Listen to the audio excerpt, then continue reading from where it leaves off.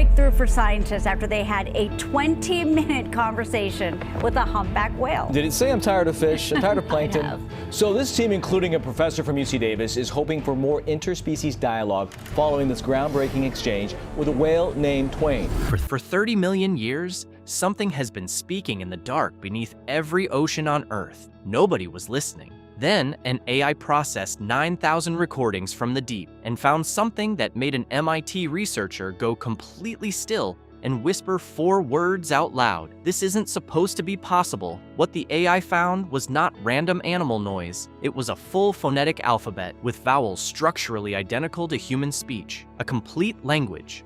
Scientists have now decoded the first message. But here is the shocking part. These whales have been trying desperately to reach us, warning us, talking about us, and what they have been saying is something the researchers who finally heard it were completely unprepared for. The day a whale talked back off the coast of Alaska. In 2023, a small research boat sat quietly on the water.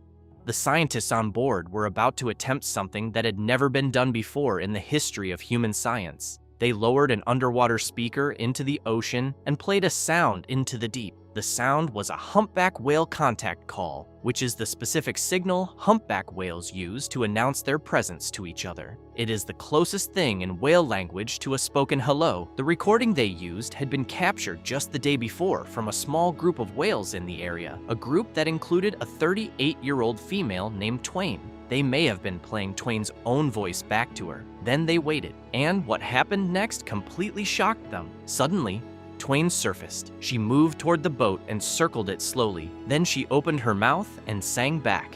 Real humpback whale vocalizations directed straight at the boat in direct response to the call the scientists had just played. And she did not stop at one reply and swim away. Every time the scientists played the contact call through the speaker, Twain answered back with her own sounds. "The scientists played," Twain replied. "The scientists played again," Twain replied again. This went on for 20 full minutes. A wild whale out in the open ocean, holding a back-and-forth vocal exchange with a group of humans on a boat. Lead scientist Dr. Brenda McCowan from UC Davis said afterward, "We believe this is the first communicative exchange between humans and humpback whales in the humpback language."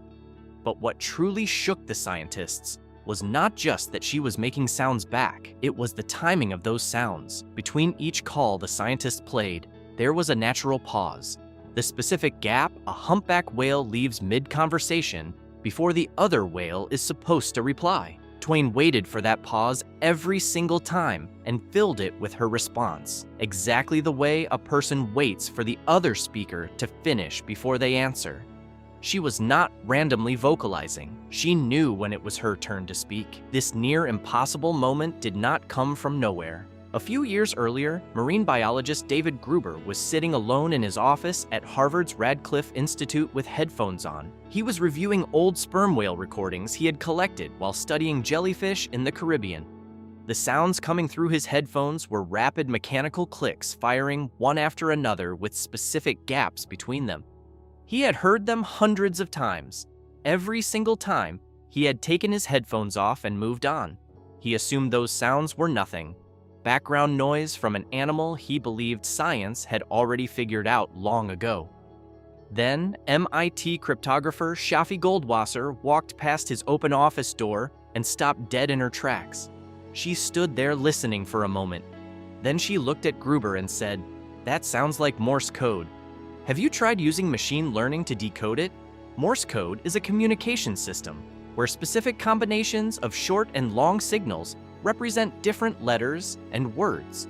It was used for decades to send secret military messages across the world, and cracking it requires a trained expert who knows exactly what to look for. Goldwasser was that expert. She had spent her entire career breaking actual encrypted government communications, the kind that countries use to hide their most sensitive secrets from each other. When she heard those whale clicks, something in her professional instincts fired immediately. She was telling Gruber that what was coming through his headphones had the same hidden structure as a coded message. Gruber sat there for a moment because she was right. Nobody had. In all the decades of whale research, across every laboratory and every ocean study ever conducted, Nobody had ever run those sounds through a decoder.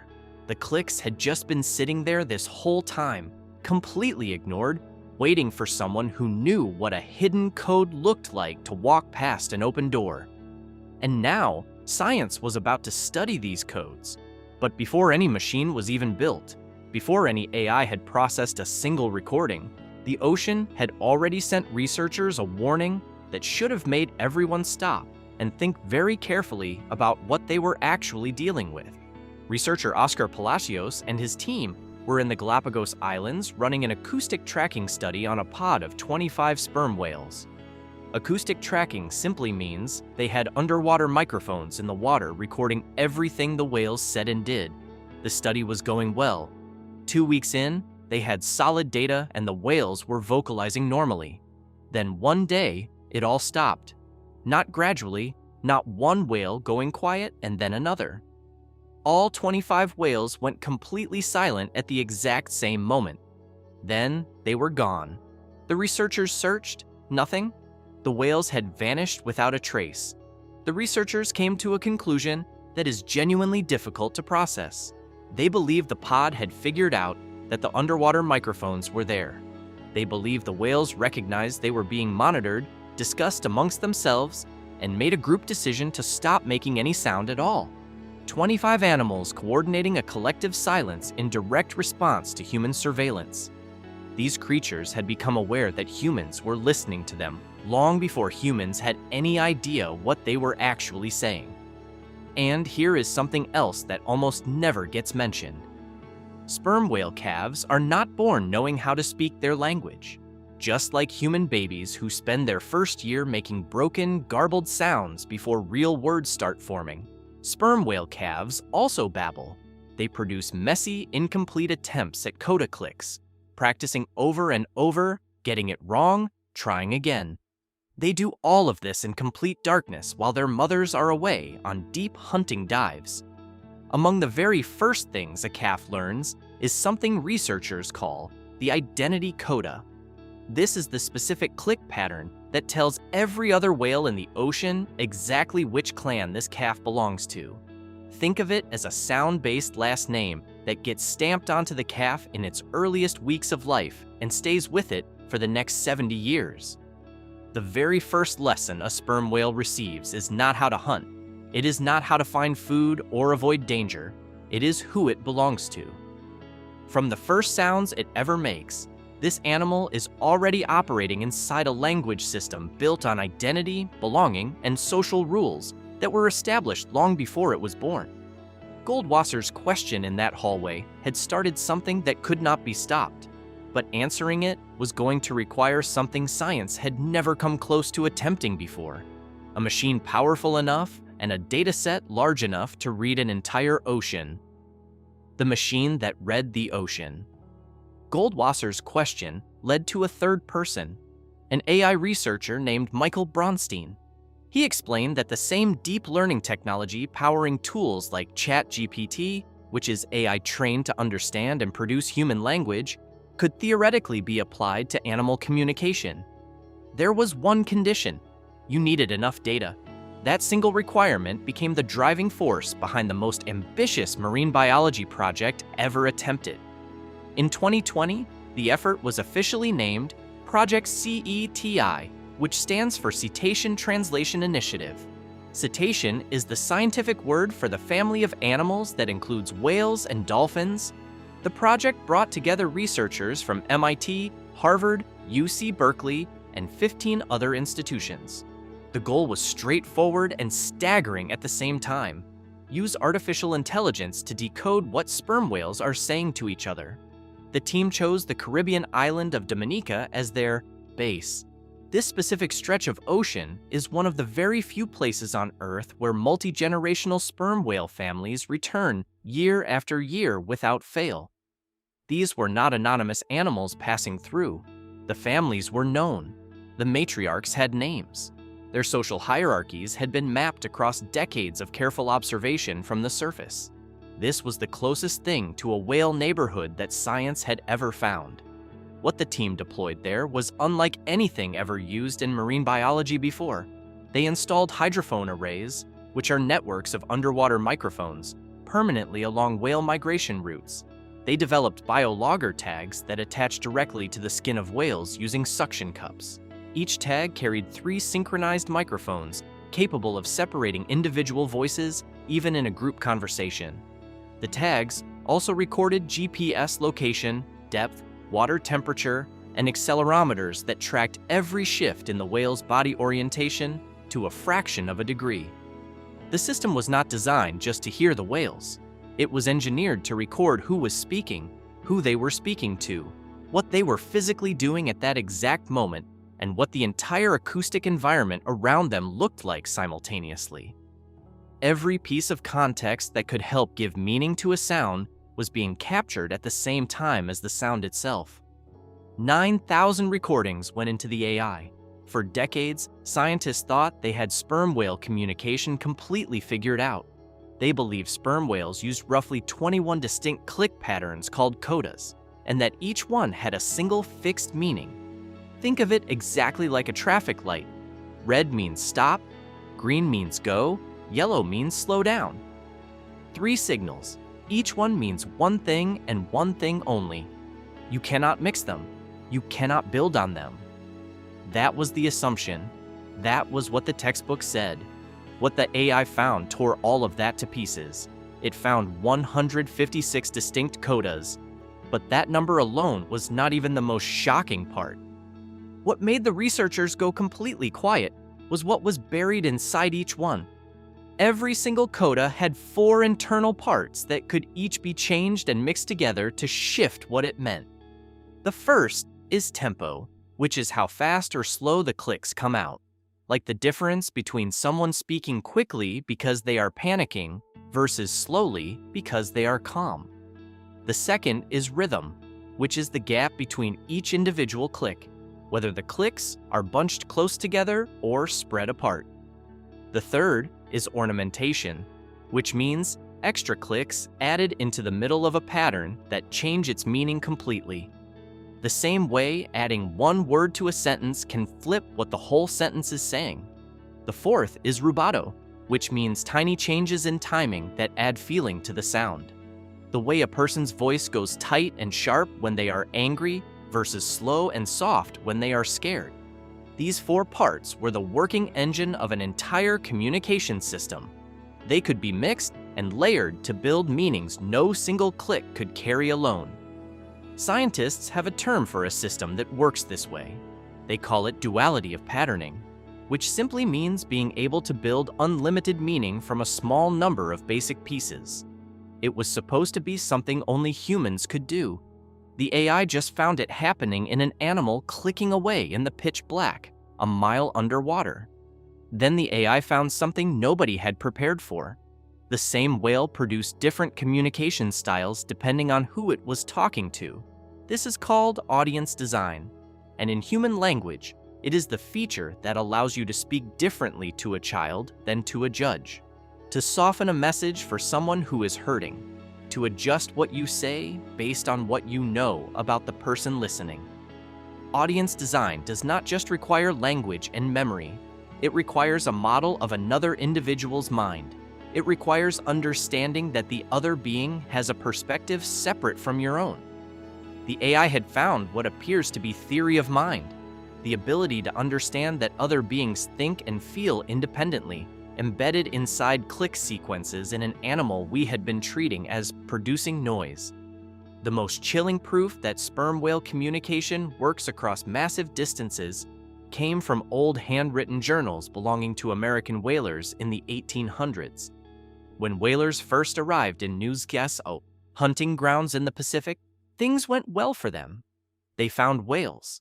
They threw their harpoons, which are large metal spears attached to a long rope that whalers would drive into a whale's body to kill it and drag it back to the ship.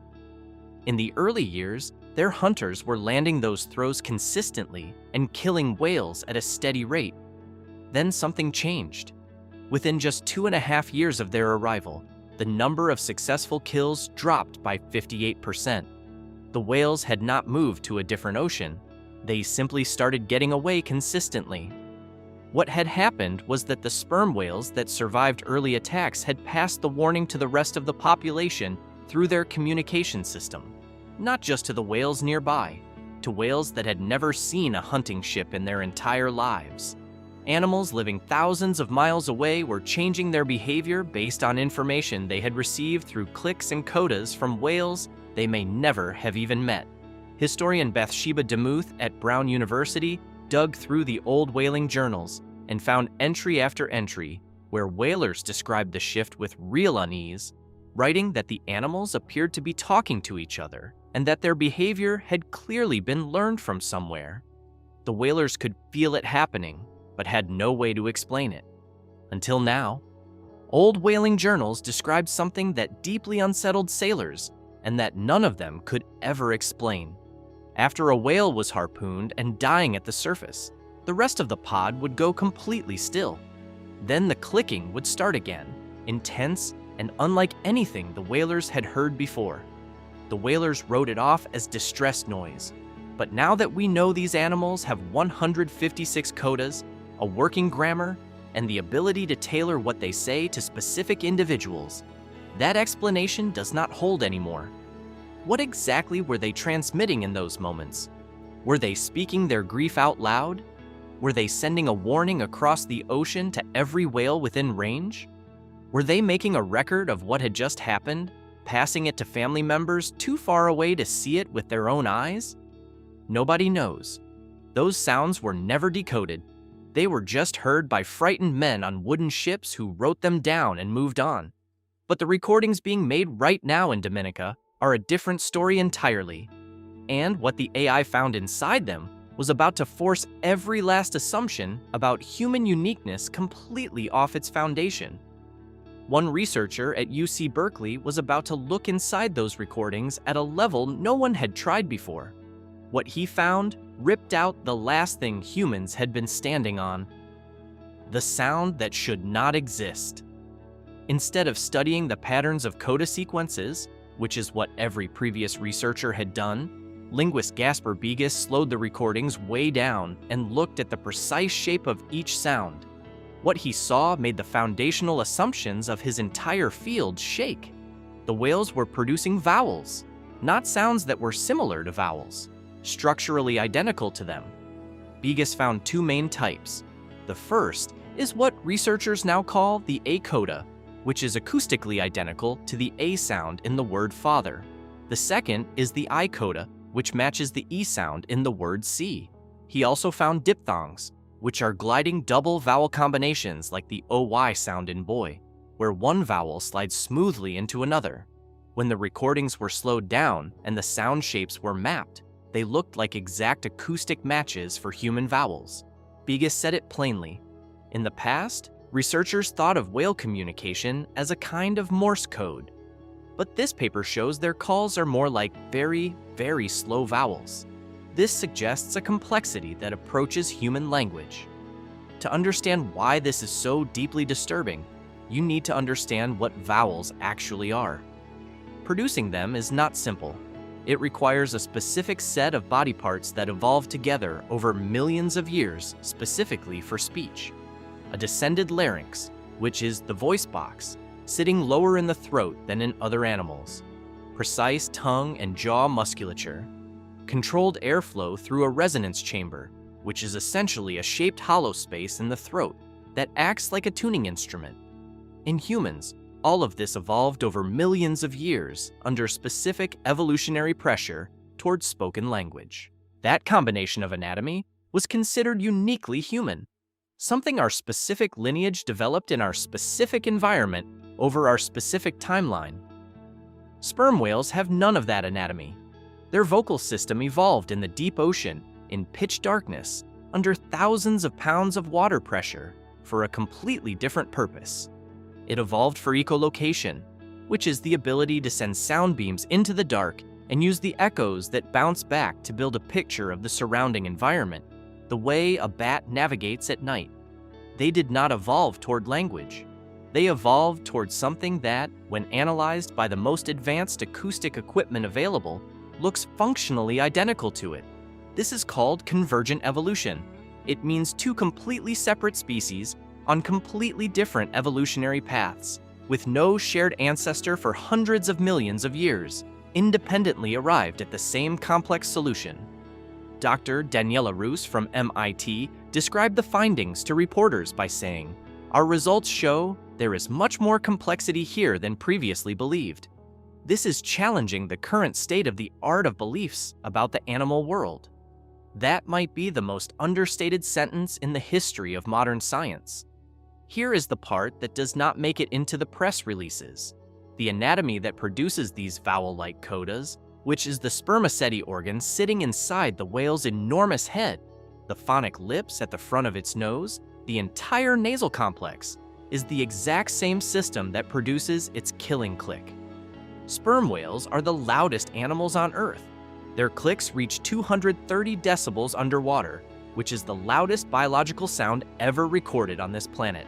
A jet engine at close range registers 140 decibels. Human eardrums begin to rupture at 150. At 180 decibels, internal organs start to suffer damage.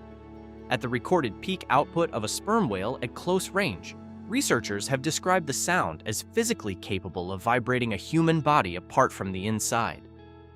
Ocean journalist James Nestor documented a diver whose arm went completely numb for nearly 4 hours after a whale buzzed him at moderate range.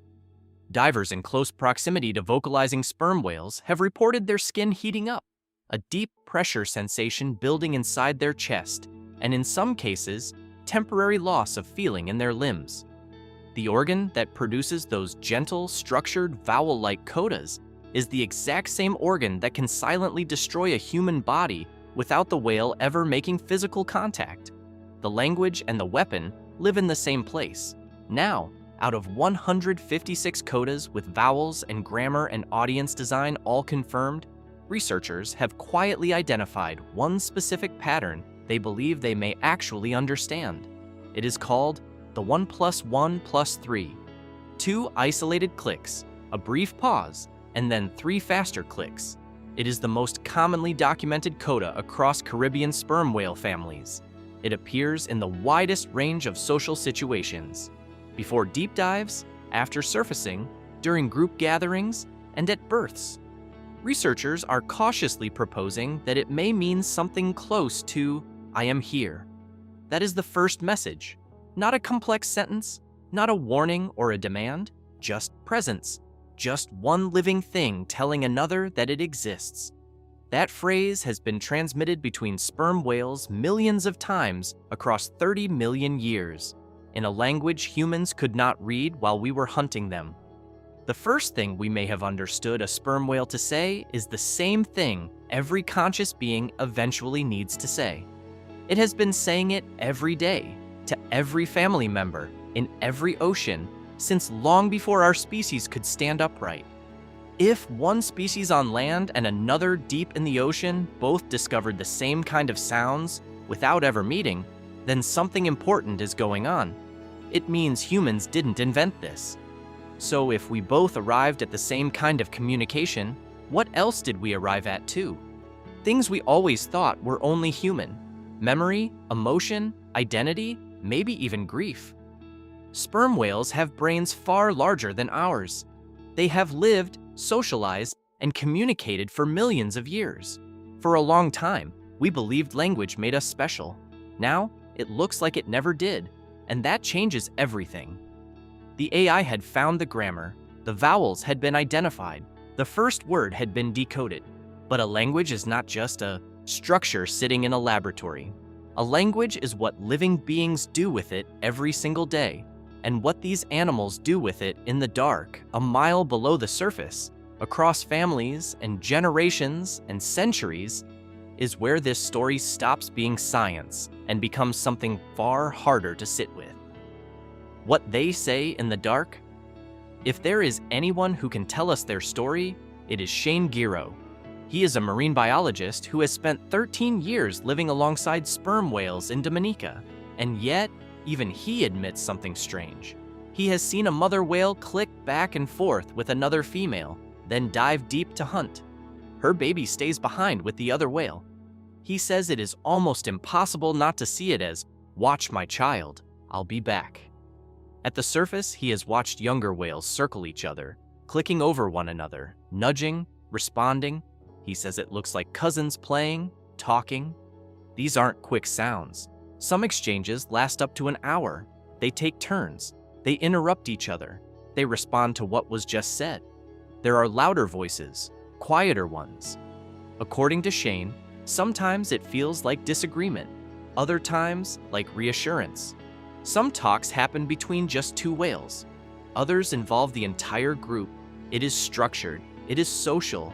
It is not random noise. Now it gets even stranger. Different whale clans don't just sound different. They follow different rules, different ways of building their cliques, and they are not born with it. They learn it, just like human language. You can tell exactly which group a whale belongs to just by how it speaks. And these groups, they are massive, tightly bonded, culturally connected, some of the largest social groups on Earth outside humans. Now here is the part that changes everything. They hunt in complete darkness, nearly 2 miles down. No light, no landmarks, nothing to see, only sound. And somehow they move together, coordinate dives, herd prey, stay in sync across huge distances, all in pitch black. Which means one thing: this is real-time communication. Then there is the grief. Sperm whale mothers have been documented carrying the bodies of their dead calves through the water, refusing to let them go. In 2018, an orca named Tahlequah pushed her dead newborn calf along the Pacific coast for 17 days and more than 1,000 miles. The calf had lived for only 30 minutes. Every time the small body slid off the top of her head, she dove back down to retrieve it. Researchers watching from shore were genuinely afraid she would starve to death before she let go. During those 17 days, a tight group of female pod members gathered around Tahlequah and held close to her for over 2 hours, pressing in, staying still, surrounding her completely. Researcher Robin Baird said, "The animals go through a period where they are experiencing the same kinds of emotions you or I would when a loved one dies." At least 20 species of cetaceans worldwide have been documented doing this, carrying their dead, circling them, refusing to leave. Scientists call it epimelectic behavior, which means the refusal to accept the loss of a pod member. During every one of those vigils, the whales are vocalizing. The recordings exist. The clicks exchanged between a grieving mother and the females pressing close around her have been captured on hydrophones. Nobody can read them yet, but we now know with certainty they are not random noise. They are structured, combinatorial, built from vowel-like sounds, and a grammar that AI has fully mapped. Whatever a sperm whale says to its family in those moments is a real thing being said in a real language, and we do not know what it is. A sperm whale can live 70 years. The matriarch of a family alive today may have been born before underwater sonar even existed. She has spent her entire life transmitting knowledge to her daughters and granddaughters, the best hunting grounds, the safest migration routes, the dangers to avoid, the places that have kept the family alive for a century. When a sperm whale family dies out, it takes with it generations of accumulated knowledge about the ocean that no other family carries. Shane Garrow said, "Their stories are deeper than ours. These animals have been here longer than humans have been walking upright. Whatever they know about this ocean has been building for longer than human civilization has existed, and it travels through a language we are only now learning to read." But there is one more dimension to this story that has not yet been said plainly. These animals have been watching us for a very long time, and they have not been quiet about what they have seen. What they have been saying about us. On November 20th, 1820, the American whale ship Essex was moving through the Pacific Ocean, roughly 1,500 nautical miles west of the Galapagos Islands. The crew was doing what they always did out there, hunting sperm whales for their oil. It was a routine day until First Mate Owen Chase spotted something in the water that made him go cold. An unusually large bull sperm whale was sitting completely still on the surface with its head pointed directly at the ship. Not swimming, not diving, just still, staring. Then it started moving toward the Essex, slowly at first, then faster. Then it was coming at full speed, and it did not stop. It drove its enormous head straight into the side of the ship with a force so violent the entire vessel lurched sideways and sent men sprawling across the deck. The crew scrambled to grab anything bolted down. Before they could recover, the whale surfaced again, turned around, and came back a second time. It hit the Essex again in the same spot, deliberately, purposefully, like it was making sure the job was finished. The front of the ship was destroyed. Water poured in fast. 20 men threw themselves into 3 small wooden open boats with almost no food, almost no fresh water, and nothing above their heads in the middle of the Pacific Ocean. What followed was 83 days that stripped them of everything. The thirst came first, so severe that men were hallucinating within days. Then the food ran out and the starvation set in slowly and horribly. Men started dying one by one, their bodies wasted down to bone. Then came the moment that haunted every survivor for the rest of their lives. With nothing left to eat and days still stretching ahead of them, the living made the decision to eat the dead. They carved up their crewmates to survive. Only 8 of the original 20 men made it back alive. This real event became the direct inspiration for Moby Dick. Most people know that part. What most people do not know is this. Researchers later noted that right before the attack, the crew had been doing repair work on a damaged whaleboat, hammering wood and metal in rapid strikes against the hull. Those hammering sounds, striking in fast, repeated patterns against the boat, may have sounded to the bull like sperm whale click patterns coming from inside the vessel. If that theory is correct, the whale did not attack a ship out of rage or confusion. It attacked something it believed was making whale sounds. It heard what it thought was a signal, and it responded. The first time a sperm whale destroyed a human vessel and drove 20 men into the open ocean to die, it may have done so because it thought it was answering a call. The Essex was not the last. The whale ship Anne Alexander was rammed and sunk by a sperm whale in 1851. The whale ship Kathleen was rammed and sunk in 1902.